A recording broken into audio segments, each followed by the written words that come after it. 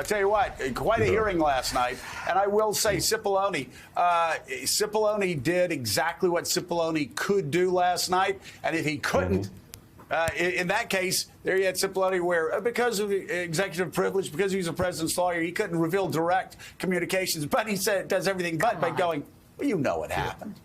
Yeah, right, right. I mean, it was actually kind of clever the way he did it, and so it left absolutely no doubt as to what he was saying. You know, everybody in the White House wanted them to disperse except the president, and that's, you know, last night's hearing was just stunning because as bad as you think Donald Trump's behavior was, criminality was on January 6th. It was worse. It was actually worse. And I think maybe we should stop accusing him of inaction because he did act. It wasn't inaction. It was malfeasance. It was criminal activity. What he did was encourage the rioters. What he did was spend his time on the phone, not to the Pentagon or to the Department of Homeland Security or anybody who could help stop the riot, but on the phone to senators, trying to egg them on to continue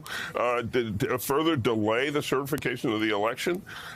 It is, and stunningly, even when he finally at the end was going to give a statement, he you know, can't say that the election's over. The election's not over. I mean, he acted all right. He acted in furtherance of an attempted coup against our government, and so the next question really is accountability. I think, you know, what is the Justice Department going to do?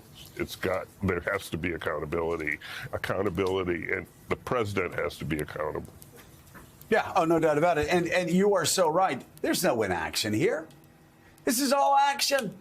This is all a plan. It's all a deliberate plan. He's at a presidential debate, and he tells a hate group, a white nationalist hate group, to stand by. He spends 6 months telling everybody that will listen to him at his rallies that it's going to be a rigged election. He whips him into a frenzy with a tweet in December after he realizes he can't do it legally. So what does he do? He goes to his personal residence in the middle of the night, tells people to show up on January 6th, quote, "It will be wild." He gives a speech on January 6th to that crowd that's assembled, who's listened to him, to the Proud Boys who stood by and came up to Washington, D.C. And what did he do on that day? Said, you've got to be tough. You've got to be strong. You've got to be weak. You can't be weak. You've got to march up to the Capitol to save democracy. There was no inaction here. It was all action.